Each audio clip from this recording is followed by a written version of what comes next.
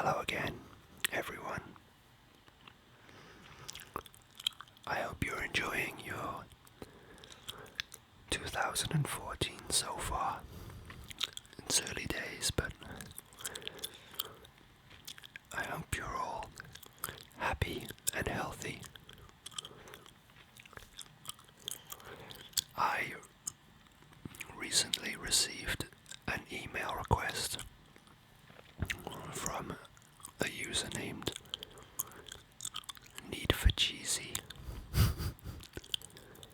who requested a backup spinning sound slowly. So, a warning to everybody now. I'm about to turn the wheel, and I will edit my sound levels so that it isn't too abrasive. However, it may not be to everybody's taste. So, I'll add an annotation now so that you can skip forwards to a section where I assemble a broken down rear hub, which will be more relaxing, I assume, for most. So I'll put that up now. And for those of you who are curious, well, I'll start now.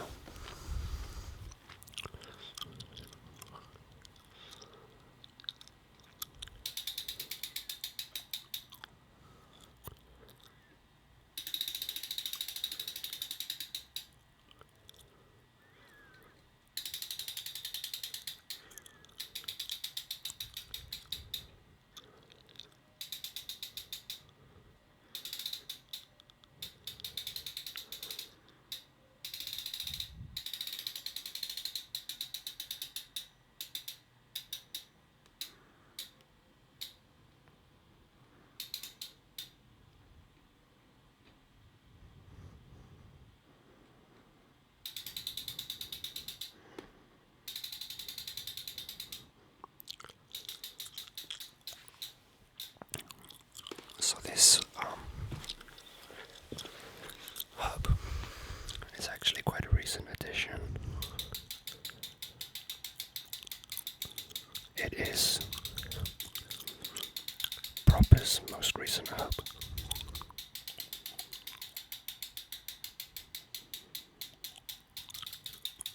Proper bike goes 7KA cassette hub.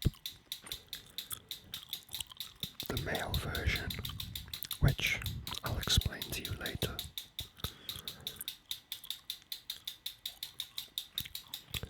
Laced to a sun wrinkle, big city light rim with Odyssey spokes.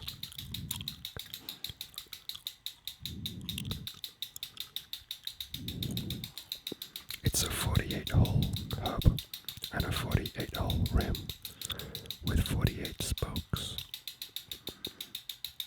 which is not the norm these days. These days people ride 36-hole hubs, which, with current technology,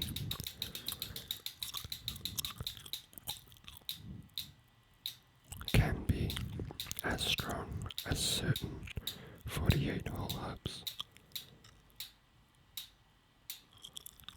However,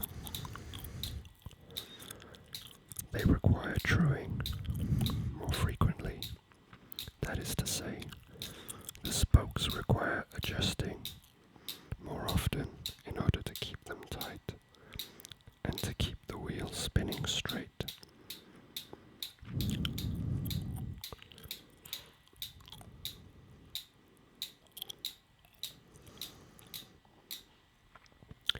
And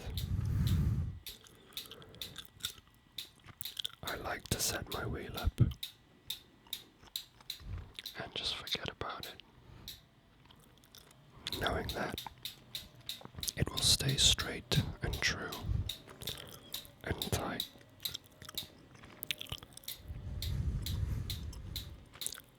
also like the look of having 48 spokes on my hub.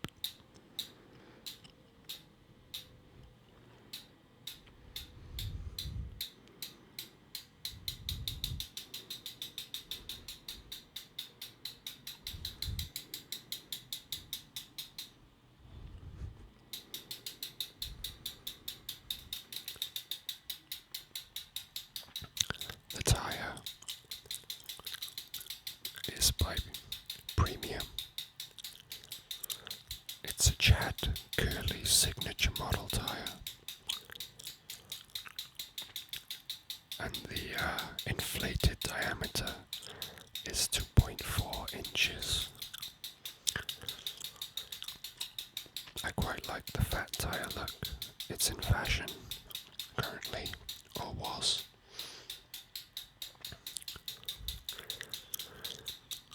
But regardless of fashion, I just like that big chunky tire look. I'm not really a fan of Chad Gurley. He has what I would refer to as a shit-eating grin.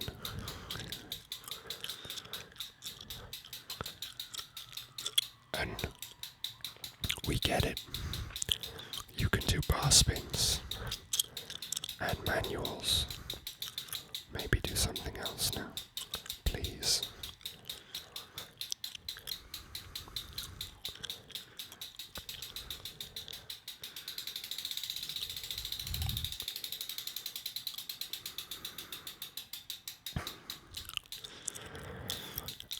You may or may not have noticed that I haven't made a video in quite some time. I recently changed employers,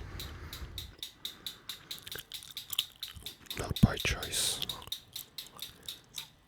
but by the transferal of contract.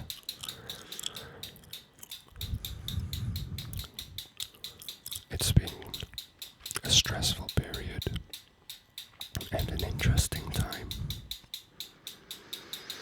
and overall, I would say a positive experience, although that remains to be seen as it's still early days. Also, I've been spending a lot of time speaking to and visiting my girlfriend in continental Europe, or spending time with her here when she comes to visit me in London. So yes, although I have had free time,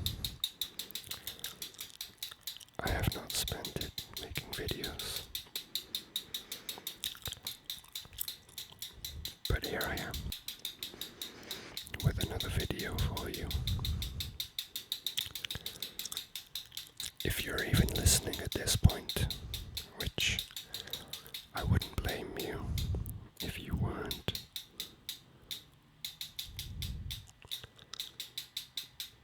Some of you may have noticed also that my comments are disabled.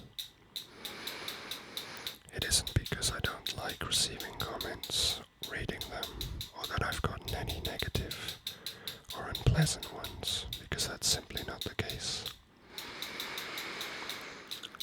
As you all know, Google have made some fundamental changes to the way they have set up YouTube. I'm not going to begin a debate. Many of you have already joined that debate on other videos, all across YouTube and other media and social media sites. I'm not interested in discussing my opinion or with debating with other people who have opposing opinions, or even grouping together with people with similar opinions. I will simply react to the actions that Google take until I feel that I'm no longer comfortable using this website whatsoever.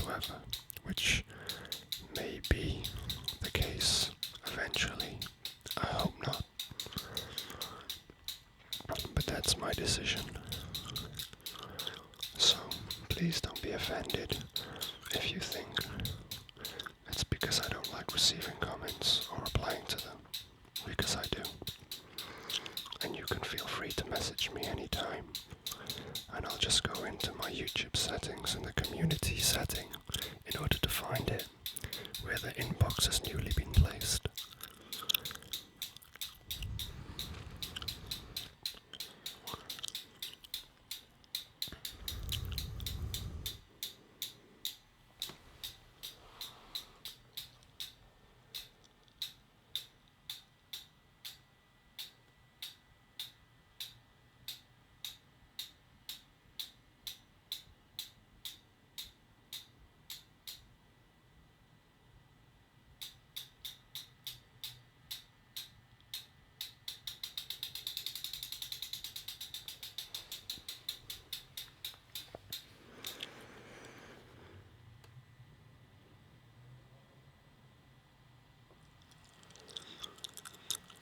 Okay, so welcome back to the second part of this video that is significantly quieter, but hopefully just as relaxing, if not more so. That's more in reference to the earlier part of the video, and hoping that that is somewhat relaxing. If you didn't watch that part, you missed some really good shit. So, I feel bad for you. Here is a rear hub that I used to ride that unfortunately doesn't function anymore. So, let's find out what makes a rear hub. A rear hub being the mechanism on a bike that allows you to rotate the back wheel, allowing you to move forwards. So, the fundamental part of the rear hub that draws it apart from the front hub, it's the driver. So let me change the focus on this.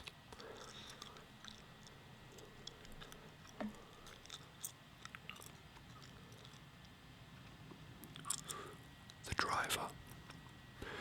Now the driver contains the cog for the chain to latch onto and allow the force from you rotating the front cog to move the chain, which in turn moves the driver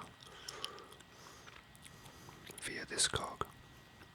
But there's a lot more to it than that, because if this was all there was to it, once you started moving forwards, the pedal would continue to move forwards also, which would be dangerous and uncomfortable. So, you have the cog, and you have the driver system, which differs from hub to hub. The bearings, which you probably can't see here, are contained within. This one has 3 sets of bearings. The following 3 rings cover up the bearings to protect them, and also so that these rings can sit on the axle or the spindle. So I'm going to put in these 3 rings now.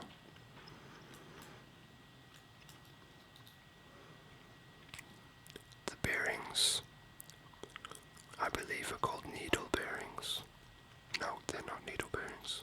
They're just very, very small ball bearings, very finely tuned, and in fact, they are what failed on the bike. Not from riding, but actually from improper maintenance, which is no surprise. If you knew me, that wouldn't surprise you whatsoever. Okay, so they're the bearing covers,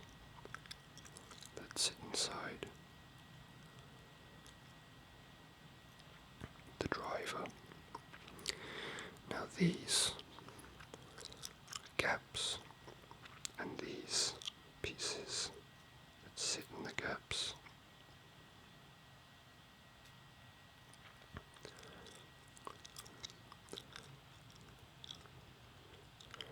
They are the balls.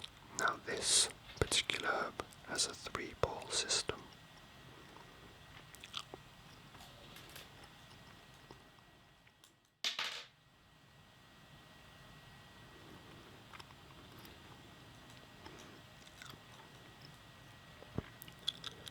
As seen. Now these 3 balls, which are held in place by these springs,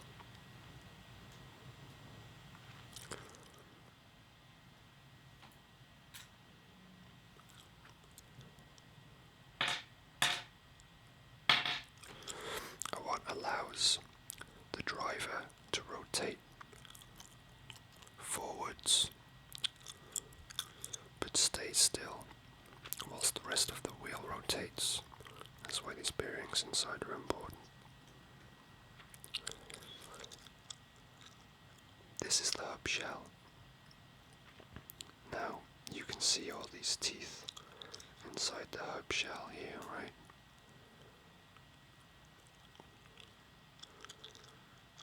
These teeth engage with the balls on the driver, so that when you rotate the wheel one way, the hub and the spokes and the wheel, rest of the wheel, rotate with it, like so. But when the driver stops, the wheel continues to rotate.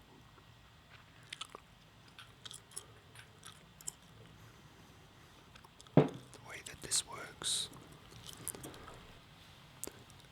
is that the balls that sit in the driver protrude outwards just enough to catch the teeth when the driver rotates in one direction. But if it stops, the same teeth that it engaged with will actually push them flat,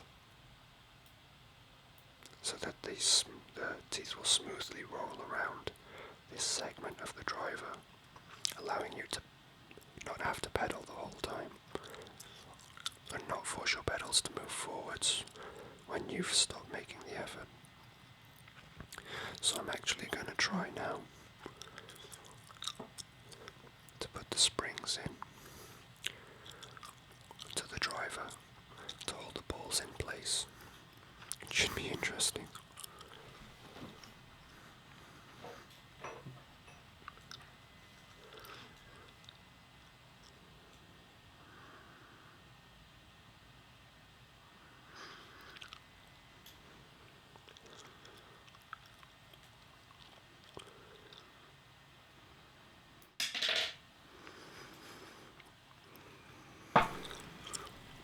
So I had to put the first spring in whilst not filming, because I actually had to get real close to it to see what I was doing properly.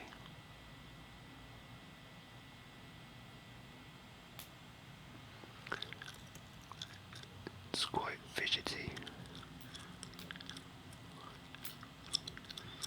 Okay. Now they should all pop out like this. But I haven't actually installed it properly. And I don't really care either, because this hub doesn't work anymore. But so you can see as an example, they should work like that. And what they definitely shouldn't do is fall out like that one just did, because if they do that, you've done it wrong like I have, and you may want to start again. Anywho, oh, it's because I've got them in the wrong spots, so I'm actually going to move them now. Shoo, magic. Shoo, ta-da. So, that's what I was talking about. It's seems very minute, and it is, and that's the beauty of it, is how minute it is. Hello again. So, I ran out of memory card space. Whoops. The next item to examine is the spindle, or the axle. It's referred to as the spindle. This spindle is a male spindle because it has willies on either end, or screw threads that go out into bolts. Now, today's more popular hubs are female, which means that the axle exists in a way where it has a larger diameter with a larger hole in the end. And instead of having bolts like these, it has a bolt like a screw, and this screws in to the end. This basically means that when the hub is on the bike and you put on your gubbins, you don't have bits of screw thread sticking out of the sides when you're done. It'll be a nice clean finish. They're also stronger as well. So this is your spindle that's quite specifically machined. It has this flat, longer edge here for the driver to sit on. This shim goes on to the spindle.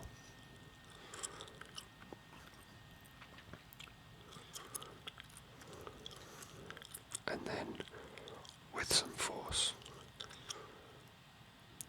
these bearing covers and the driver will sit in front of the shim on the remaining segment of evened out spindle. Now, part of the damage means that these come off like so, which isn't what you want.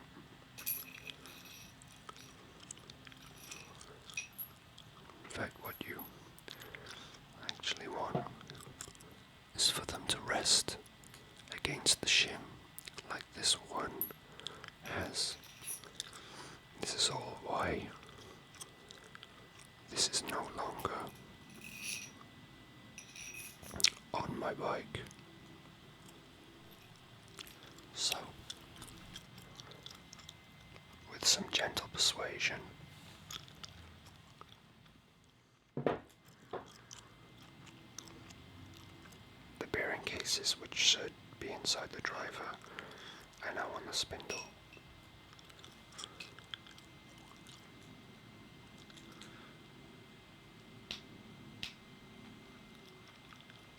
Okay.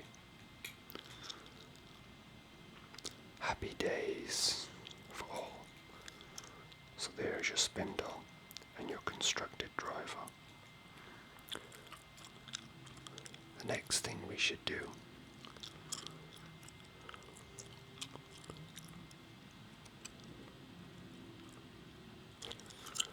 I'm very sorry to inform you that you all appear to have failed my test. You see, one of these outer bearings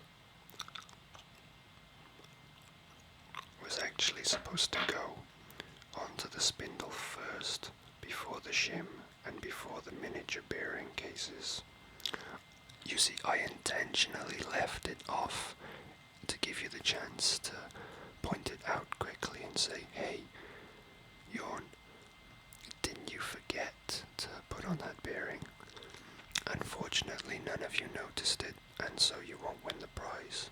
And I can't tell you what the prize is, but it was going to be really great, so maybe next time. Okay. Sure, that's what happened. So this is what we have. A spindle with a hub shell bearing for smooth movement of the hub shell and the rest of the wheel. The driver mechanism, which allows the rotation of the wheel, but the stationary nature of the driver whilst the rest of the wheel rotates.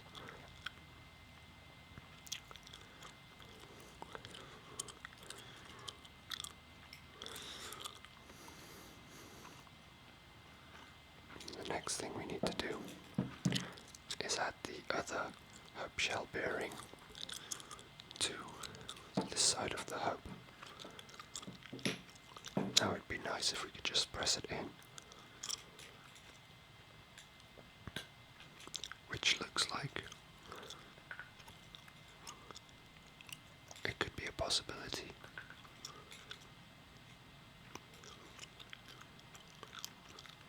No.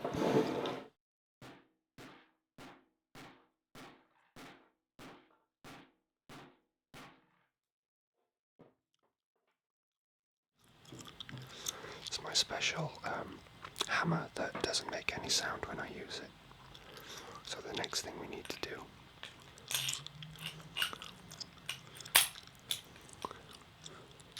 is insert the hub, spindle and driver into the hub shell, which could do with some gentle persuasion also. Again, a little more magic required there. So you've got your bearing in, and your cog in. Then you have your bearing protectors.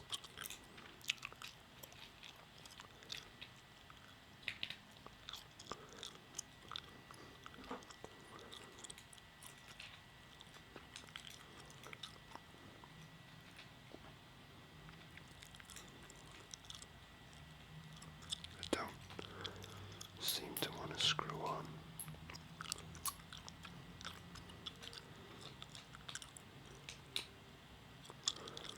Strangely enough.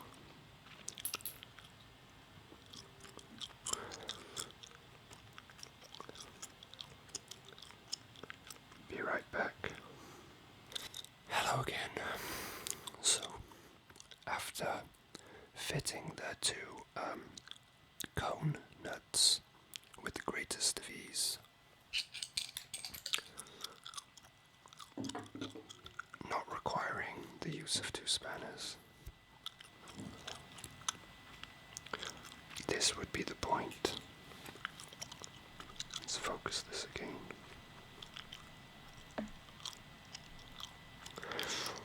Where you would have your cassette hub. This one's a cassette hub. With your spokes, your rim, making the complete wheel, and put it on to your bike. And then put on your axle nuts, which, again, I'm sure I will be able to fit with the greatest of ease.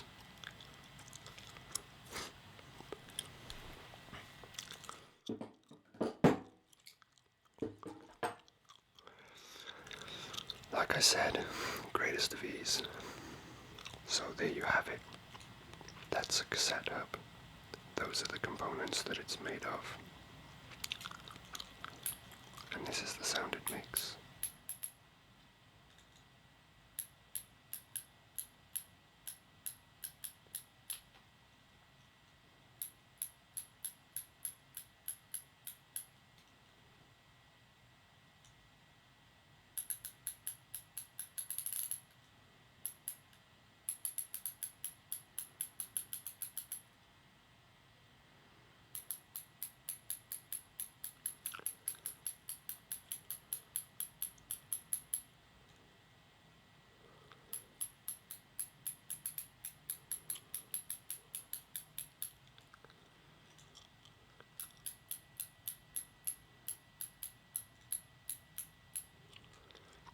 this one is broken.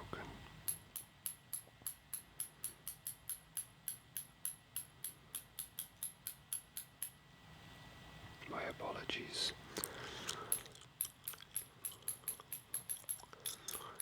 for the rather poor demonstration.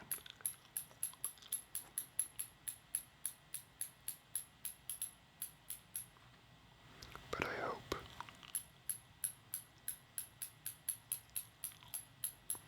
you got the gist of it.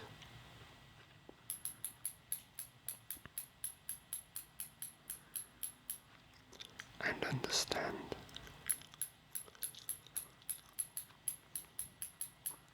the fundamentals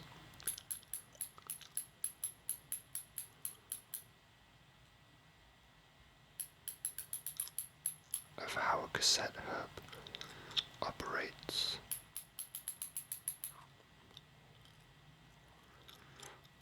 on a bicycle.